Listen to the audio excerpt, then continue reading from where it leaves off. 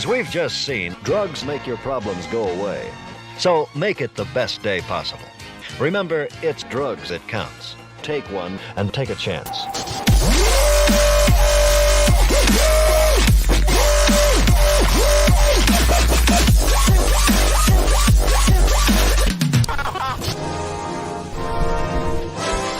Saturday morning cartoons. Please welcome Max Headshrew, Dell, Aria Blackness, and your most gracious host, Ben Motherfucking Jackson. Applause. Applause. Applause. First name Ben, last name Motherfucking. Or middle name Motherfucking. Middle name. Yeah, it's hyphenated because actually my middle name's Mother. My dad's last name is Fucking, and my mom's last name is Jackson. Jackson. It's Ben Mother Fucking hyphen Jackson. That's Yeah. Show us your birth certificate, or we won't believe you. I got it right here. So what's up, boys? The boys are back in town. Everybody's coming off our injuries from our various preferred martial arts hobbies. Oh, are we all injured? All Okay. of us. Welcome to the cripple stream. Your neck, my arm, Ben's elbow. Nailed. Yeah. There's my He's neck got a- for those who want to see it. He's got a scar. He's got a scar. So I just wear this band and pretend it's hurt. It's not really. But Max has the actual scar to show. How does Batman get through all of his shit, man, without being injured? Like there's no way you're doing that. I think he's on opioids. Like He's got to be, innit? Alfred is really good at massage, like Mr. Miyagi.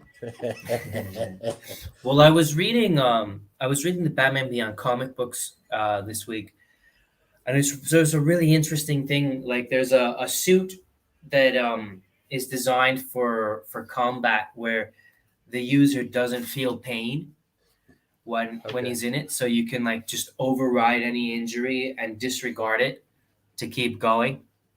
That makes a lot of sense in the Batman universe to have such a thing. Yeah. I always assumed Batman's suit was like the same thing as like, leather biker outfit, is that it's thick enough that you don't feel the sting on cuts and bruises and all that.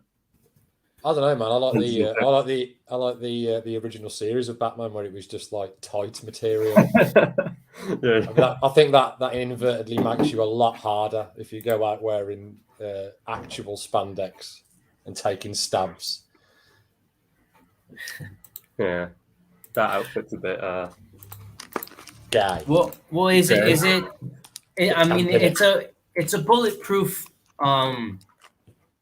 It's a bulletproof joint that he has, isn't it? His old shit's bulletproof.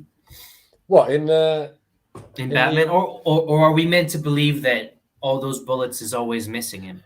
I don't know, man. Because like in the Michael Keaton one, he's bulletproof, isn't he? Because he takes shitloads of them. But then in some of the, it's never really clear. Like the latest Ben Affleck one, he gets stabbed, and he pulls the knife out. He's clearly stabbed. So if he can be stabbed by just a normal knife, like a shotgun or something's going to go through him.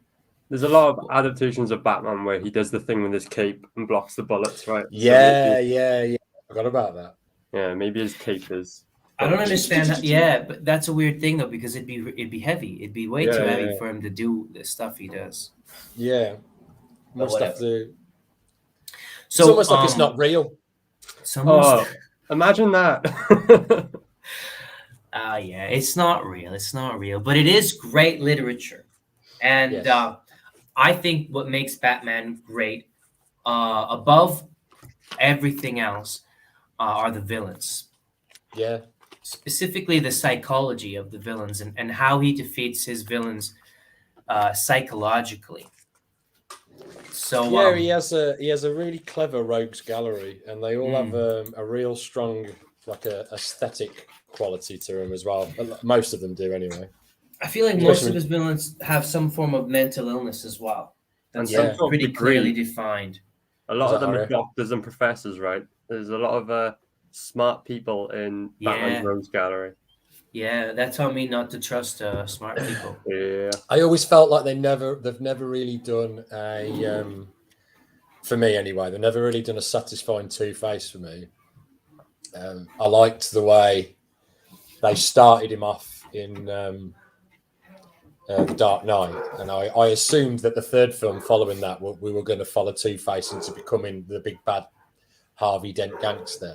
And we never really got there, did we? We just never got there. A bit of an emo guy with half of his face blown off, and it was a shame, really, because I think to me, he's as good as the Joker when you get him going. Yeah, there's potential with Two-Face. I agree with you 100%. I think conceptually, Two-Face is my favorite Batman villain, but in execution, there's not that many Two-Face stories that I think are spectacular. No, you need to get the right. It needs to be the right sort of cut between him being Harvey and then suddenly being able to switch to someone that's like super intimidating. And then back again, because he's got to be a real bad motherfucker when he turns into Big Bad Harvey. I think never really done it. I think the best representation of Two-Face was in Batman No Man's Land. I haven't seen that one. Which is a comic book series, and I just think it's really interesting because it like gang warfare over territory, like it's basically like a post-apocalyptic. It's a post-apocalyptic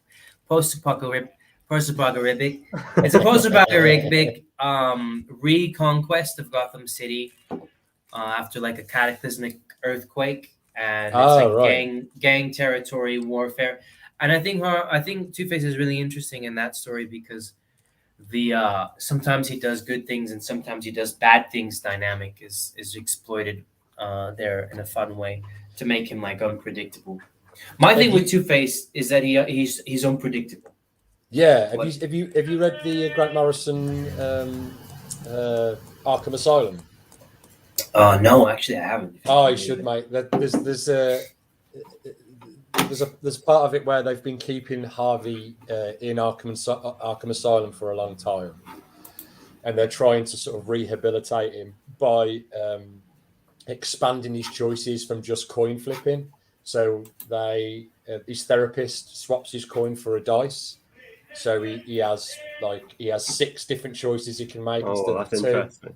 And that's very cool. And then they move to a deck of cards. And it breaks Harvey down into like a bit of a pathetic soul because he has all these choices, and once he's got the cards, he just can't make up his mind to do anything. So like, when he needs to go to the toilet, he'll just sit there and piss himself because he can't decide what he needs to do. But it's really, really good. Really good. You should check that one out. I'm going to read that. I'm going to start today. That sounds amazing. The artwork is incredible as well. Like he's crippled by indecision. That's it. Yeah. Interesting spin on it. And that was what I'm assuming that story was what the Ben Affleck's Batman was supposed to be. It was because the whole story is just Batman locked in Arkham Asylum with all of the people that he's put in there. He's just got to get from one end to the other, and as he's doing it, he's fighting his own inner demons as well, because it's not like the best place to be psychologically. It's pretty dark. But yeah, it's really good. Definitely one to check out if you're a Batman fan. That sounds amazing. Yeah, because Two-Face in the animated series was pretty two-dimensional, I would say. I feel like the animated series didn't exploit Two-Face that well, and I think there were much better stories with other villains. So none of us considers any Two-Face story to be the best, even though they didn't suck. It was a good enough story as far as it went, but it was basically just a Two-Face origin story. Yeah. It didn't really go very far from there. In the cartoon, doesn't he? How does he? Am I misremembering this? But doesn't Batman swap his coin for one that consistently lands on edge? I don't remember. I think he gives him a coin where both sides are the same, so it's like Oh, really maybe nice. that's it then. Yeah. And See, so a then lot- he doesn't know what to like. He can't make up a choice without the coin. Yeah. When you asked me earlier what was my favorite Batman the Animated Series episode, I was like struck by. I can't remember a lot of the episodes, just the ones, the odd ones that stick in my memory. Like there was one with. You mean you didn't watch the entire series? I didn't watch all in the last 4 120 days. Wait, how many? How many episodes of Batman the Animated Series are there? I think 700 billion and $1,300,000,000,000,000,000 dollars. 700 million and a trillion million billion dollars. That's how so many. much. Shit. Yeah. Yeah, there's a lot, man. It's funny because he has power over you and he's incompetent. Anyway, what? That's not funny, Ben. It is to me. That's existentially scary. Yeah, same thing. But yeah, I actually my favourite one. I didn't even realise until Ben and somebody else mentioned it to me. That I think it was just you actually, Ben. My favourite episode just happens to be the very first episode. It's weird that one stuck in So my. you watched in my one head. episode and you were like, "Fuck it, I'll just do that one." Well, I there's 2 Man-Bat episodes, right? And Yeah. one was later on in the series, and I watched that one first, I think, and then I went back and watched. I didn't realize there were 2, but like the first one, it's the guy that turns into the bat, and then the second one, it's his missus. But the first one's the better one, and I remember it having an impact on me because I was just surprised by a lot of things in it. Really, there's like if you go back and watch that episode now. It's very Hammer horror. So it's like it's basically Dr. Jekyll and Mr. Hyde with Batman in it, and everybody confusing the monster for Batman. There's a really good scene. There's a certain body horror. There's a certain body horror aspect to it that I think is really really cool. Man-Bat and Clayface. Oh, mate. Yeah, Clayface. I really like that one as well, and you've just reawoken that memory. Yeah. Yeah, that's a great episode. Let's watch that. Let's watch that transformation.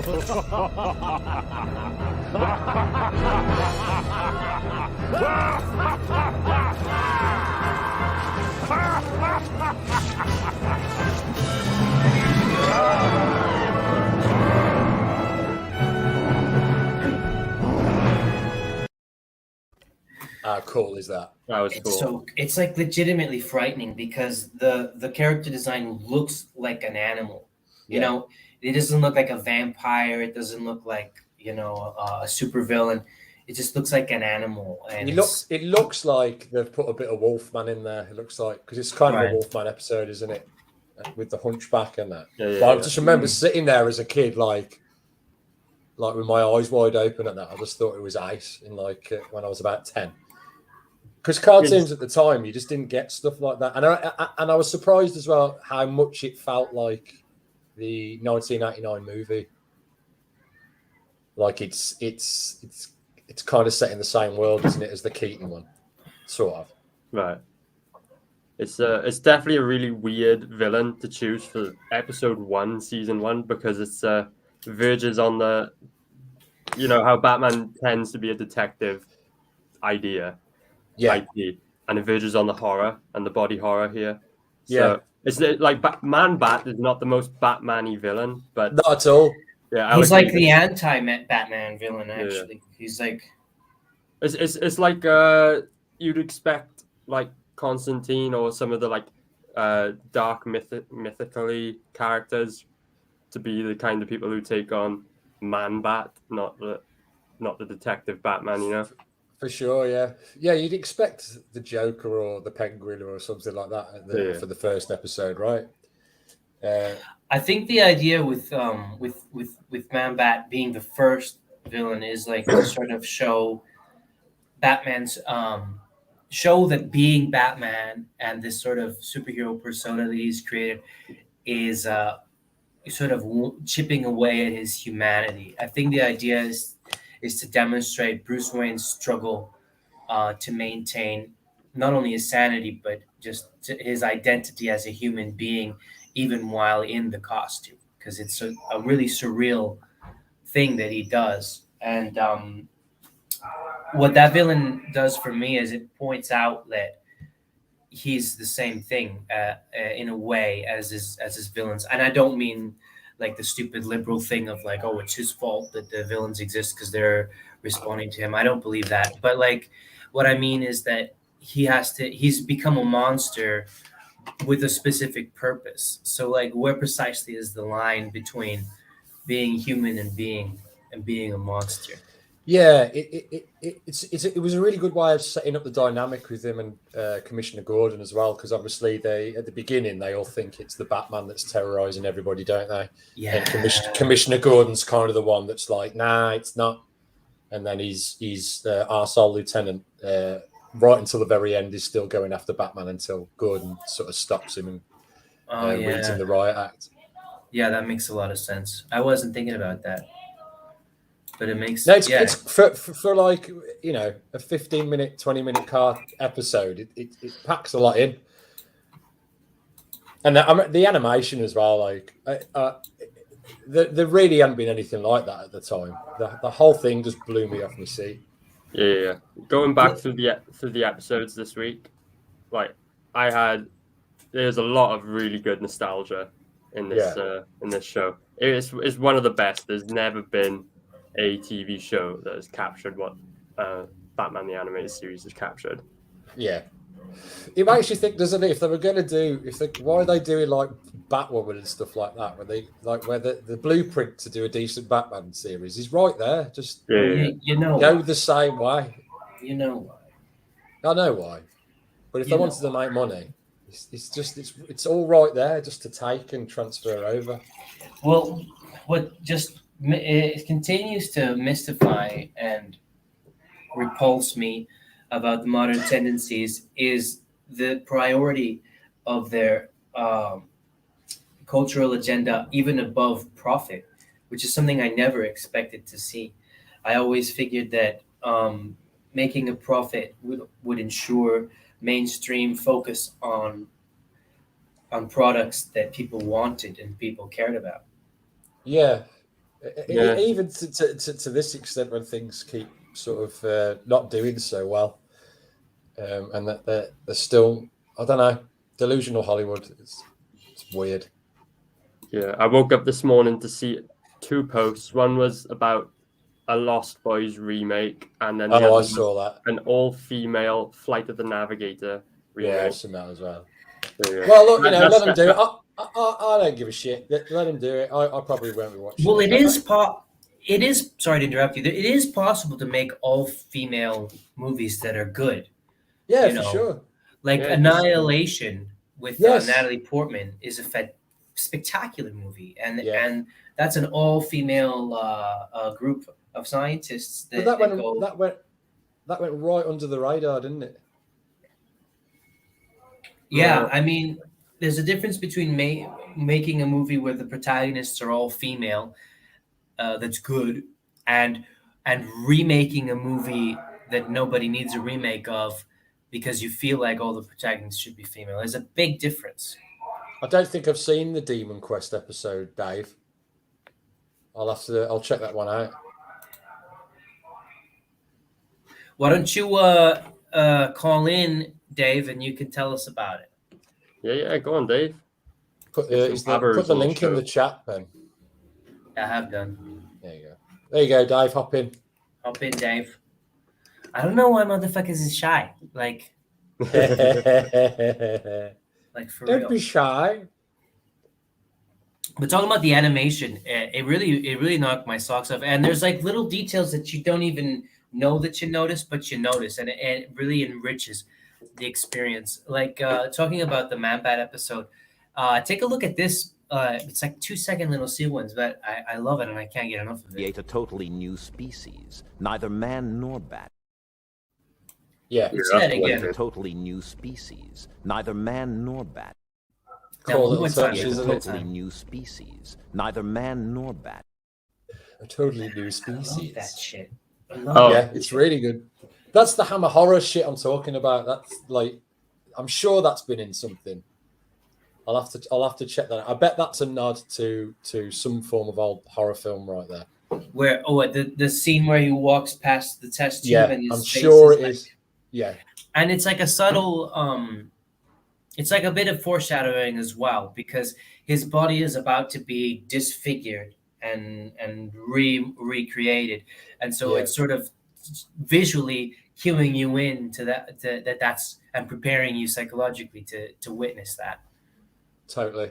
Yeah, it does prepare, and it starts to, because before you don't really see that character as sinister up until that point, and then you're like, oh no, he's a bastard, because they do kind of a switch, don't they? Because you think there's another guy, another scientist that he meets first that's got a bit of a stick up his arse about bats. Like he loves bats. Yeah, really and he's a red herring, right? Like yeah. So you're like, oh, it's him, but yeah, it's not. It's the other fella. And then they do that again in the other Man-Bat episode, because you don't expect it to be the woman. Yes. Even though that Man-Bat has 8 giant fucking nipples flying around. Which should have cued us in that it was female, but we never figured that out. Right. I watched it with I watched that episode with what do you call those? What do you call dog and cat doctors? Fuck. I need more water. I'm drawing a blank. A vet. Not a zoo, a vet. I watched that episode with a vet. How did that one pass you by? Well, you know, I'm pretty sunburnt and pretty dehydrated. I watched that with a vet, and he was like, "You see the 8 nipples on that bat? That's how you know it's female." I was like, That makes sense. The coolest part of that episode for me, and I'm sure you agree, Max, is the fight in midair. Yes. How fucking cool.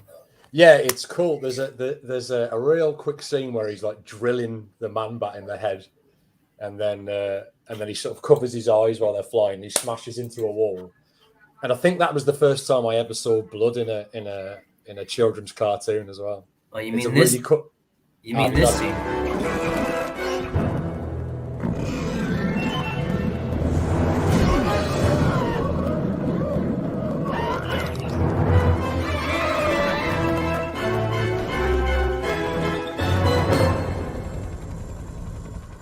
There he is. There they are. What is that thing? That thing is what we're after. Holy!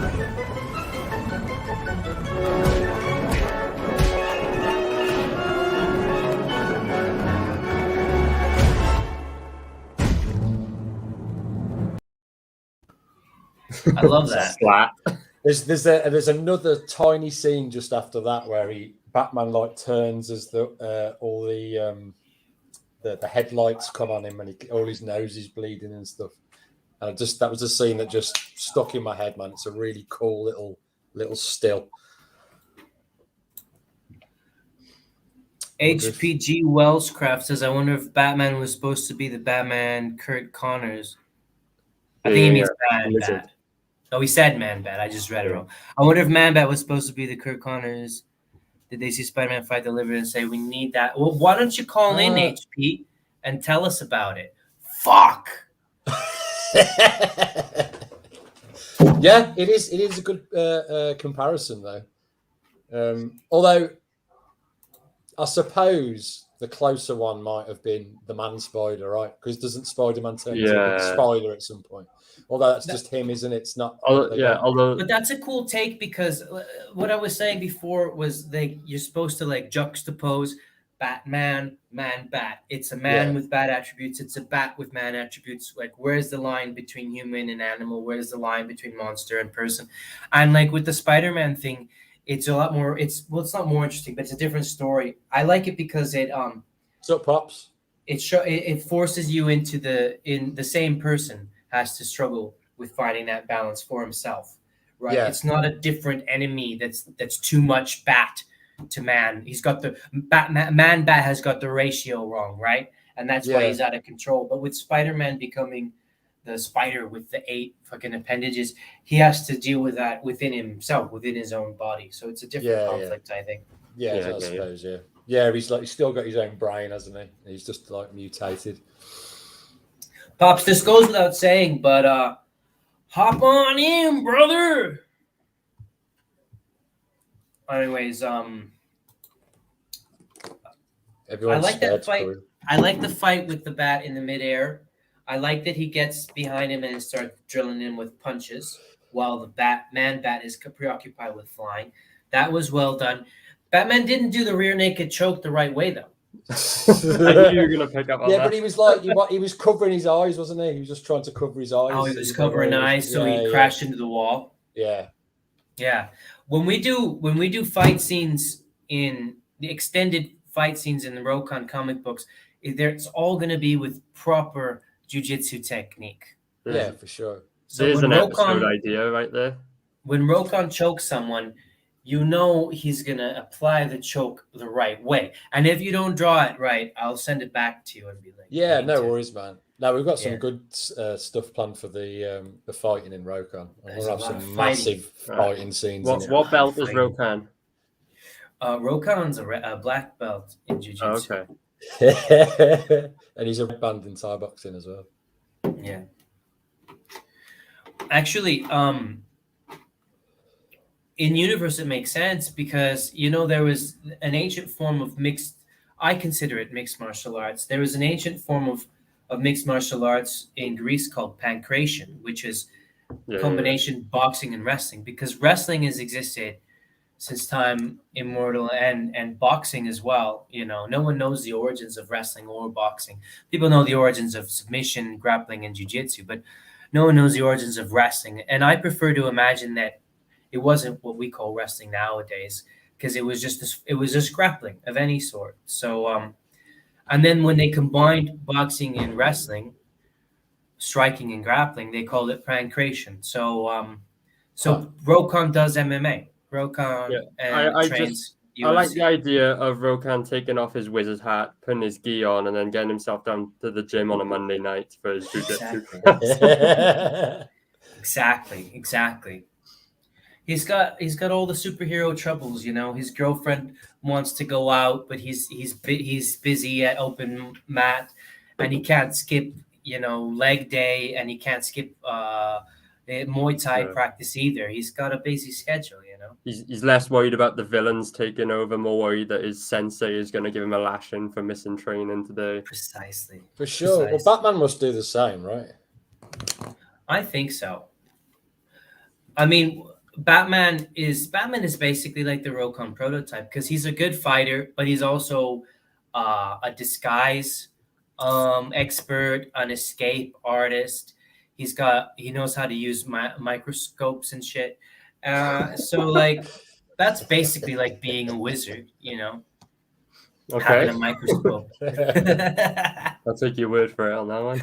So there's Man Bat. So Ariel, which one is your favorite? Okay, episode? We're going for Mr. Freeze from the episode Heart of Ice.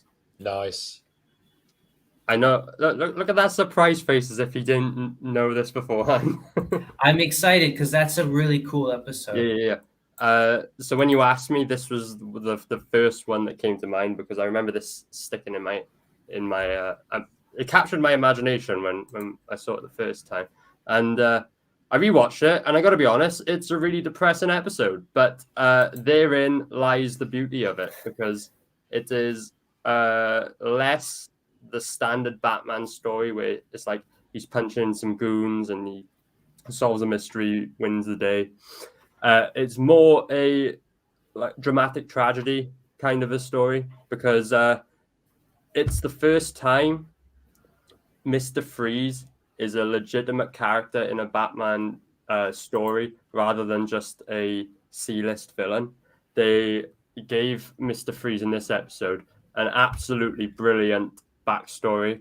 So the cliff notes of said story is he was once Dr. Freeze, and herein lies my first problem. He demoted himself from Dr. Freeze to Mr. Freeze when he became a Big villain. mistake. Yeah. Well, why get rid of your doctorate, right? But anyway, so he was once. I think it was like he couldn't get accredited in the United States or something. So he was once Dr. Freeze, and he was working on some sort of experiment to prolong the life of his wife, who he decided she had something wrong with her. She was gonna die. So his plan was to freeze her, and then sometime in the future, when technology had developed, he would thaw her out, and they'd be able to fix whatever illness she had in the future. This is a trope that I've seen a lot in fiction. Well, this is the same... freezing people so that they can be cured in the future. Is that a real thing? Is there frozen people from Cyber City episode 3? Do you remember? Right. Yeah, I do remember. Yeah, there is. There is a cryogenics lab where you can freeze. I'm sure there's some famous people have had their heads frozen. I want to say Walt Disney, but I might be talking that way. Disney's been frozen, but I'm sure he was dead before he was frozen. Yeah, they're all dead before they're frozen. Yeah, but the trope is no, but like, are there alive people frozen? Oh no, waiting to be cured? Not in real life. Not that I know of. There might be. Who fucking knows, man? Some people are mental, aren't they? So, anyways, what happens, Arya? So Batman finds this tape, which clues him into what Dr. Freeze was doing, and basically he was doing this experiment he would freeze his wife so that they could heal her in the future.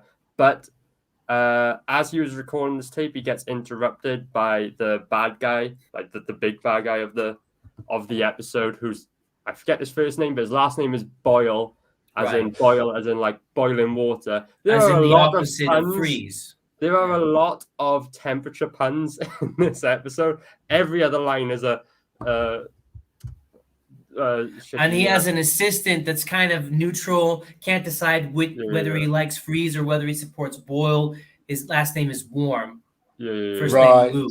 So that's the catalyst for the Arnold Schwarzenegger take then, when he's doing freeze puns every 5 seconds. Yeah. The freeze is coming. So Boyle interrupts the experiment, and a fight ensues, and then Dr. Freeze is thrown into these chemicals, which they assume kill him, but in fact it changes his body so that he can no longer survive outside of sub-zero temperatures. Well, Boyle was going to kill his wife, basically, because it was all the equipment all belonged to Boyle or something, and he didn't care that Freeze's wife was in a precarious position or something like that. Yeah, that's basically it. Yeah. And hence we then catch up in the future when Mr. Freeze has developed this suit, and he's on a crime rampage. He's collecting all these parts for a giant freeze ray, basically. And it's a gun. It's a freeze gun. It's a freeze gun. Freeze. You see. Nor can I. Clearly. It really shows Arnold Schwarzenegger's, depth as an actor. Because until then, he'd just been like a guy with a gun. Yeah. In that movie, he was a guy with a cold freeze gun. Big difference. Yeah. So the story then becomes kind of the standard Batman story. He solves the mystery of where Freeze is going to attack next. But what's really funny and comic booky is during their first interaction, Batman catches a cold, and Alfred gives him this jar, and Batman says something like, "What's that? Nerve gas?" And then he goes, "No, it's the one thing that can fight the cold, chicken soup." And, man. Yeah, you don't think much of it. It's just a throwaway line. But then, I almost video dropped that, but like you said, I didn't think much of it. Yeah, you don't think much of it until the end of the episode, when Batman can't overpower Mr. Freeze because his suit is too powerful. He picks him up in the air, and Batman, quick thinking, from behind his utility belt, pulls out this jar of chicken soup and smashes it on Victor Freeze's head. What? The hot soup, it was still hot, Right. made the cold dome he wears crack, exposing him to the warm weather around him, and he's quickly overpowered after that. Oh, I love it And, that Batman's got like a Heinz section in his utility belt. yeah, Soup. with soup warming capabilities. Yeah, a tiny microwave. Let's have a look at that freeze gun. Go on. Victor Freeze. No! No! Stop! Please. Thank you. Oh, he's freezing his nuts for ages. He really keeps it on there, doesn't he? Yeah, man. Oh yeah. Good job you brought this up. Here's something I thought I'd bring up. Right, I thought there was something very familiar about Mr. Freeze that is triggering these very British responses. Whoa! In me, right? Mike Mignola of Hellboy designed this version of Freeze, right? Right. I'm wondering how inspired he was by the classic British villain, the Dalek, because these two characters are so similar visually. And did you say garlic? Garlic, yeah. The garlic. Yeah, vampires hate him. Yeah, so you can see the points I made on there. So cold, emotionless eyes. That was a trait unique to this version of Freeze, and then any Freeze afterwards. The dome helmet, the blue rings. The Dalek has it around his eye stalk, and then Freeze has it around his joints, basically. Both of them use a laser gun. Both suits, like these are the 70s and 80s Daleks, silver and blue, same color scheme. And then the personalities of both characters, both are cold, emotionless, driven towards one goal, a shell of their former selves. And yeah, I just thought they were so similar. And I think that was triggering some sort of nostalgia in me, which is why I like this episode so much. How interesting. Good deep dive there, Aria. It never occurred to me. Yeah. I can see that as well. Yeah, I'm impressed. He kind of has the silhouette of the Dalek in that image too. If you were just to draw him straight down, it'd be kind of the same thing. And he has like a mechanical voice as well. Yeah. Well, it's the same for the Daleks, right? And I don't know how much Doctor Who you've watched, but they're just little gross octopus creatures inside this mechanical suit, and the suit makes them sound all Darth Vader-y and robotic, just like Mr. Freeze's voice. I just thought it was crazy similar, and I'm wondering whether Mike Mignola is a Doctor Who fan and whether he got the idea from said Daleks. More than likely. Yeah. The sort of design aesthetic is it's almost plucked from the same era, isn't it? The Daleks and Mr. Freeze and the 1940s. Batman. And there's that episode where Doctor Who destroys the Daleks with a thermos of chicken noodle soup as well. Yeah, exactly. Yeah, which that is such a Doctor Who trope, though. That completely slipped my mind. Well, I mean, Doctor Who didn't do that per se, but it's very Doctor Who-esque to kind of pull this unusual thing out of your hat to save the day. And I could see Doctor Who saving the galaxy with chicken soup somehow. It's a very Doctor Who kind of thing to do. There's a lot of episodes where the Dalek is like, you can't stop a Dalek. You just have to run from it. If it's coming towards you, you can't do much. It's out. The shell is impervious. They have like force fields and all that. And it was the same thing in the final fight against Mr. Freeze. Batman couldn't really do anything to him because his suit was too strong. And then, like I said, it got to that point where Mr. Freeze had picked him up and he was all vulnerable until the chicken soup. They're very similar. Yeah. Do you know, I didn't even hear of Mr. Freeze until Batman and Robin came out. Yeah. I saw Arnie playing him. That was the first time I'd seen him. I think that the animated series was the first appearance. Maybe I'm wrong about that. Is he? No, he was in the comics beforehand, but he was not like this. He was like, he wore green like jumpsuit kind of thing, and he was always a C-list character. No backstory. He was little more than a henchman with a cold gun. Basically, it was this episode, which is why it won so many awards for the show. partially because they reinvented the character, and this has become the iconic Mr. Freeze now. But also the big thing with this episode, which is why it's so popular and why it's my favorite, is the dramaticism of it, and it's a tragedy, and you don't tend to get stories that deep in what is often thought of as like children's media, right? Yeah, it's like a dark romance, isn't it? Yeah. This is the original Mr. That's him. Freeze. Look at him. That Looks will like stop you cold, officers. He looks That like will stop one you of cold, officers. a disgruntled Santa's elf, something like that. Yeah, he does look like Santa's elf. He looks happy. I'll give him that. His gun looks like a few, like one of those things to kill bugs. To spray bug bait. Yeah. If only they'd done that version. Well, so the way that he looks, like this look, this was original to the animated series, I guess. Yeah. But then after that, that's basically been the basis of what Mr. Freeze is, right? Like if you check out the comic books or anything, Yeah. he always has that cryogenic suit with the big laser gun and the like And the robot color voice, scheme, whatever. yeah. He looks really cool. Take a look at how badass Mr. Freeze is. Move me to tears if I still had tears to shed. Ooh. He's so depressing, right? Every line is so Emo. He's Yeah, a proper he's such emo, an isn't emo. he?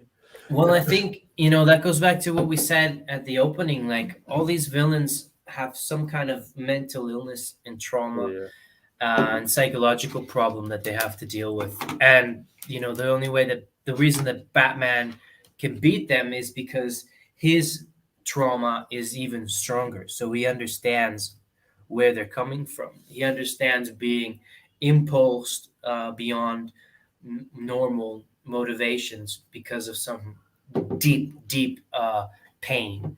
Yeah. So I think that because Batman understands that, he's able to outdo all of his opponents, And in Mr. Freeze's case, it's this sort of perverted concept of justice when you've been wronged in some way and you feel justified as a result in taking extreme measures. Yeah. Let me make one more point on the Dr. Freeze on the Mr. Freeze thing, right? Whatever, Ben. Whatever, Fucking Ben. Whatever, psychology Ben. and plot analysis.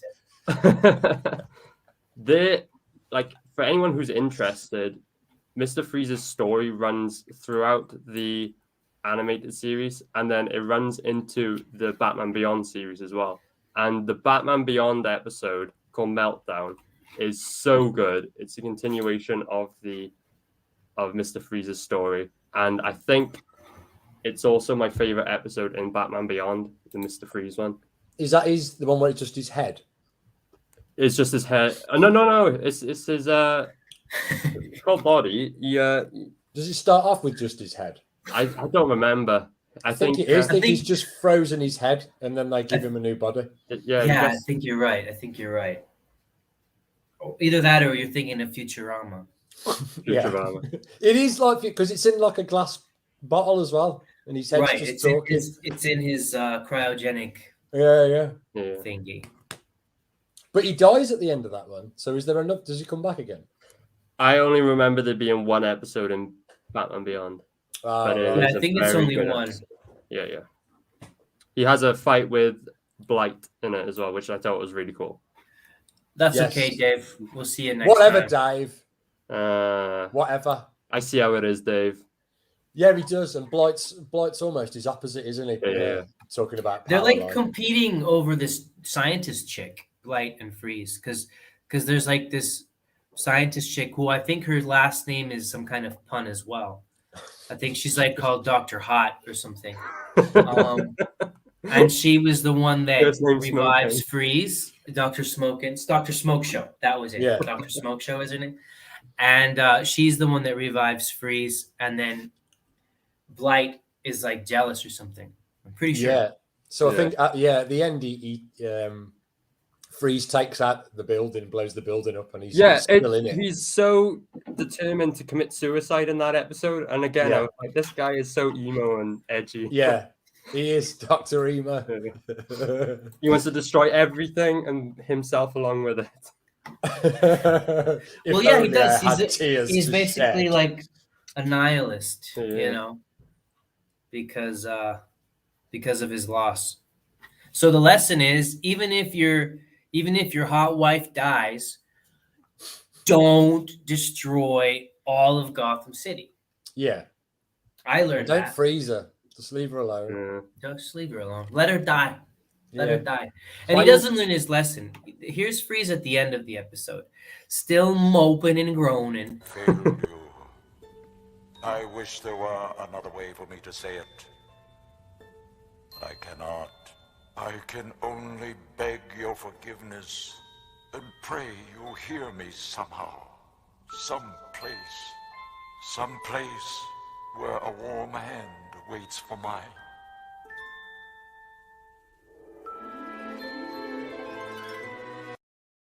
Oh, So he should we've write got- lyrics for Blood on the Dance Floor or something. Yeah, but come on, that was a good ending to the episode. It's a And good he end. cried as well. So you do Yeah. have tears. You You do lie. have tears. A little icicle came out of his eye. Yeah. He just pulled it off.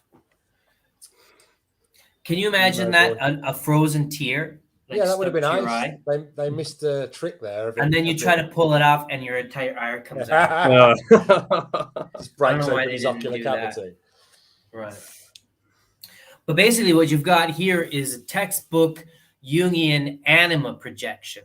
You see, Dr. Freeze has idolized his concept of who his wife is. And so he has this concept of the perfect woman, of being happy in his marriage. And what he remembers isn't even the marriage or his wife the way they really were, but he just remembers this idealized fantasy of them.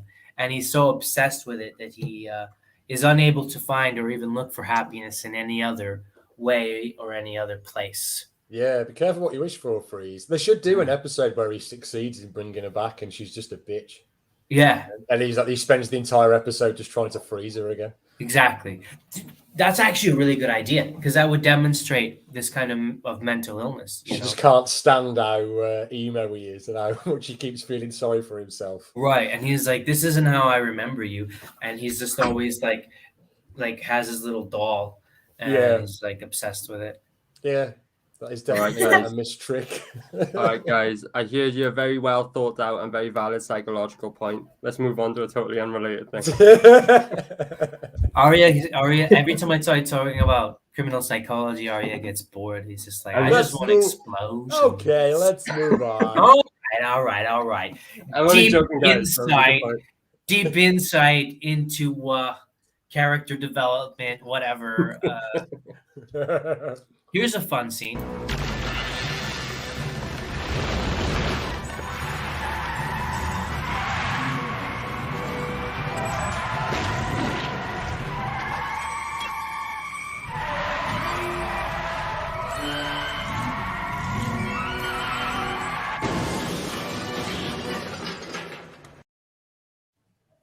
So I grew up in Buffalo, New York, which gets really slippery, has black ice and really tough weather conditions. So in Buffalo, to get a driver's license, you actually have to execute perfectly that rear ejected grappling hook technique in order to save your car from spinning out. You have to do that to get your license. So I like that scene for that reason. They don't teach us that over here.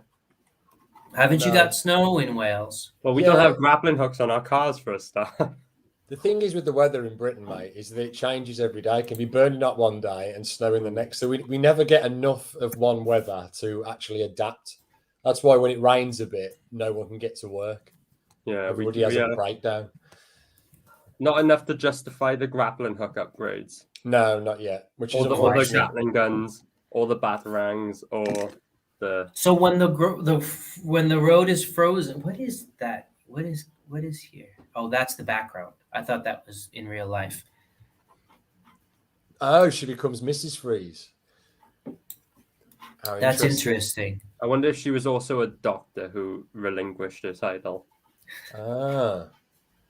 Mrs. Free. She just looks exactly the same, but she's just got a bow on the top of her head. On top of the dome. On top of the dome. Just sitting on top. Still played by Arnie in the film. That's funny. I'm Mrs. Freeze.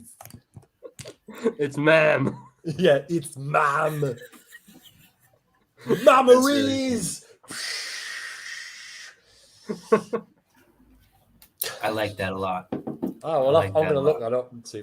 Yeah, he shoots free. Yeah, out I've never heard of Mrs. Freeze, but I wonder if it's the same story Max said, where he realizes he doesn't even like his wife and he wants to freeze her again. That would make a good story. Yeah, progress it onwards instead of him just keep popping back up. If only someone that knew about this had some way to come on the show himself. But unfortunately, that's impossible. Anyways, so I guess we'll move on to my favorite episode of Batman. My favorite episode of Batman is the one where they park the Batmobile in like this big like parking garage with multiple levels, and they don't remember where they parked, and they spend the entire episode wandering about trying to find their car again. And then Kramer like convinces them to, and they gotta pee, right? Robin needs to pee and he like can't hold. So Kramer says to just pee wherever, and Kramer gets away with it. And then Commissioner Gordon catches Robin and like gives him a ticket or something for. No, that's Seinfeld. Yeah, that's Seinfeld. Yeah. Okay. Sorry about that. No, my favorite episode of Batman the Animated Series is where they film the whole episode in a Chinese restaurant, and the whole episode is just like the banter of Batman and his friends while they're waiting to get a table at the Chinese restaurant. I think remember that one? I think that's. I think that might be Seinfeld again. No, that's Seinfeld. I've never seen Batman the Animated Series. I don't know what it's about. Okay, thanks for tuning in, everyone. See you later. Homework, Ben. Bye. No, so here's the last video drop to show you which one I like the most. I'm sorry.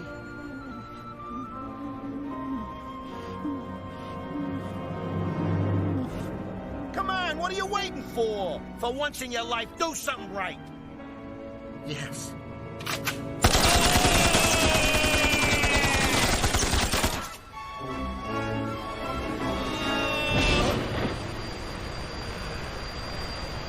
That's it, dummy. When I get my hands on...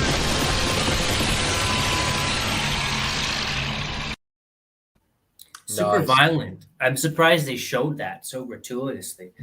The doll getting chopped up, splintered. What's the word? Diced. Diced. Yeah. Call in and tell us about tit. Tit. Yeah, I want to know about tit. If anyone can tell me what tit is, I'd be interested to know. So Arya is going to be bored while I talk about the psychology of the ventriloquist. Go on, let's do it because I think psychology. this is an interesting one, right? Because the puppet is all in his head, isn't it? Right. So this is not the first episode with the ventriloquist. The first episode with the ventriloquist is really interesting because Batman is sort of mystified by the whole dynamic between the puppet and the puppeteer, and is trying to figure out what's going on with that. And like he goes into the ventriloquist's house, and there's two bedrooms, and the doll is sitting on this bed, in this beautiful bedroom with all kinds of luxuries, and the guy himself is just like on a cot in the closet or something. And so Batman's really confused about this, but basically it's a form of schizophrenia, often called dissociative personality disorder, which I think makes more sense because I don't think it's schizophrenia per se. A lot of people mistakenly refer to it as multiple personality syndrome, which is not. That's a different thing. But basically, it's when you have a delusion that's so big that you're compelled to act in a certain way for a suppressed desire. So basically, this guy who's a ventriloquist has a deep desire to be a criminal, but doesn't associate with that desire, hence dissociative personality. So he has to invent this other scenario where it's someone else compelling him to commit the crimes, right? Because it's his unconscious mind manifesting itself in criminal acts, but he's unable and unwilling to take responsibility for those actions, desires, and emotions. So he attributes them to someone else externally, which doesn't really exist. So I think that's fascinating. I find that really, really interesting. I agree. It's I think they often, like, some of the best concepts in Batman are the ones that, when it comes down to the execution, you can go either way. Like, that could have come across really, really goofy, but like they execute it just right, man. So it's just that right level of sinister and sort of weirdness. Like, I'd like to see that translated into a live action version. Yeah, I have never. Go ahead. Does the episode leave it ambiguous as to whether it's the doll talking or not, or do they tell you it's? Oh no, it's very clear. Good question. The doll is just a doll. It's the ventriloquist talking. Like, he's the only sentient being here, right? The doll is literally just a doll. It's not a different entity. So it's the guy throwing his voice. And what's really interesting about Double Talk, the episode where he sort of makes his return, what's fascinating about that episode is that the actual guy, what's his name here? What's his real name? Arnold Wesker. So the really interesting thing is, like, Arnold Wesker is reformed, not having visions, not indulging this psychosis in any way, and the criminals that he used to do robberies with come back to try to get him back. And what they do is they reproduce the Scarface is the name of the dummy persona, of the gangster persona. They reproduce Scarface to lure Arnold Wesker back into his psychosis. And the way they do that is by hiring, what do you call midgets? Little people. They hire a little person to play, because he gets a call from a payphone across the street, and he looks out the window, and there's Scarface in the payphone, kind of calling him, trying to lure him back into being. They make him believe that he's a real person. Yeah. Right. That's creepy. And so it's really creepy, and that's a big mind fuck, because like supposedly, the Scarface is just a figment of your imagination. You've got control of it. And so they freak him out and make him think that he's a real person and he's a different person, and that's how he kind of falls back into the role of being a ventriloquist. Huh. That's a really cool villain that is quite obscure as well. I know of the ventriloquist, but like I haven't seen this episode, and I haven't really seen any media with him. Yeah, there isn't much. I've seen the episodes with him. I think I might have seen him in the comics as well. But like I said, if you took over him live action, you've got a good actor for that. It'd be an actor's dream, wouldn't it? Because you get to do the split personality 2 voice thing. But the execution of that would have to be spot on, otherwise it would come off like. Who do you think would make a good ventriloquist live action? I don't know. My go-to for any villain now is David Tennant, because I saw him play the Purple Man. What do you guys think about that? Are you on about in what was that series called? In Jessica Jones. Yeah, he was all right in that. Although I didn't see the last series. Doesn't he live in her head as like a memory Yeah. in the last series? I'm just talking about the first series, the good one. But Yeah, I'm not. Yeah, potentially. James McAvoy's good at playing different characters. Yeah. You know what, James McAvoy, better idea. He does it. What's the film? Split. Yeah. Yeah, he's great in that. Yeah, he's a really good actor. Have you seen the movie Trance? I think it's called. Yes, I have. With Rosario Dawson. Yeah, it's McAvoy and Rosario Dawson, and it's I forget his name now. The director, that French guy. The director, I thought it was. Oh, I thought you meant the other actor. The director's oh shit, I forgot his name. The guy that did Trainspotting. Because he was with it's Rosario. the same director as Trainspotting. Yeah, there's a nice little twist at the end. I don't think that did very well. I was surprised when I heard that because I really liked it. I thought it was great. Once check out, Aria. Danny Boyle in it. Danny Boyle, that's it. I think that movie is criminally underrated. Trance. It's sure. I think it's one of the best movies of James McAvoy. I'm going to say it. I think it's James McAvoy's best movie. Have you seen Filth? Yes. Is that another McAvoy? That's another McAvoy. And that one is also based on a novel by what's-his-face that wrote Trainspotting. Yeah. I can't remember I know what you mean. Yeah, you know what I mean. He's a good writer. He's transgressive fiction. Yeah, all these books are fucked up, man. Irving Welsh. Irving Welsh. He's basically the Scottish Chuck Palahniuk. Yes, yeah. All of his books have got something immensely gross in it. All of his books have got something mentally gross in it. And all good Batman villains have got a very clearly defined and identifiable mental illness that kind of is the catalyst for their criminal activities and is represented and embodied by their over-the-top, colorful persona. Yeah, for sure.